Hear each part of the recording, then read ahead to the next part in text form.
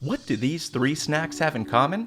Well, they're all made in the microwave. Today on Household Hacker, we're going to show you how to quickly and simply make single-serving snacks and desserts using just your microwave. Oh, and a few ingredients that you can find anywhere. Let's get nukin'. Turn a small amount of these ingredients into this single serving of delicious banana bread built in just a few minutes and very little hassle. Start by lightly misting a large microwave-safe mug with non-stick cooking spray, and then add 1/5 a cup of flour, 2 tablespoons of brown sugar, 1 packet of sweetener, 1/8 of a teaspoon of salt, 1/8 of a teaspoon of baking powder, 1/8 of a teaspoon of baking soda, 1/8 of a teaspoon of ground cinnamon, and then blend them all together in your mug. I know that sounded like a lot, but hey, it's really not that difficult. Now add 1 egg, 1 tablespoon of milk, 1 tablespoon of vegetable oil, 1/4 teaspoon of vanilla extract, and then half of a banana that's overly ripe, and then mix it all together well. You'll find a list of all the ingredients in the description, so don't worry if you didn't catch all of that. Place your mug in the microwave and cook it for 90 seconds.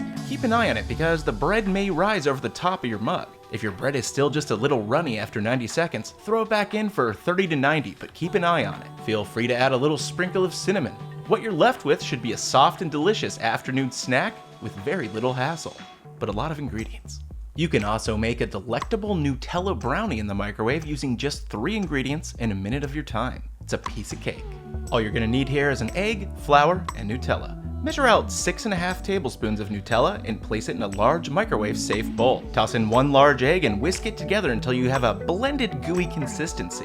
Now add about 2 tablespoons of all-purpose flour and mix it together until your ingredients look like a smooth cake batter. Of course, if you clean up the edges a bit, your end results will look much more presentable. Next, place the mug in the microwave and cook it until your brownie is set and firm on top. This takes roughly 45 to 60 seconds, but be careful not to overcook it because it will dry out. It's best to let it cool for 10 to 15 seconds before serving, but you can kick it up a notch by adding various toppings. And now you're left with a chewy, chocolatey, oversized cupcake in a mug that'll convince others that you're a gourmet dessert chef. Well, sort of.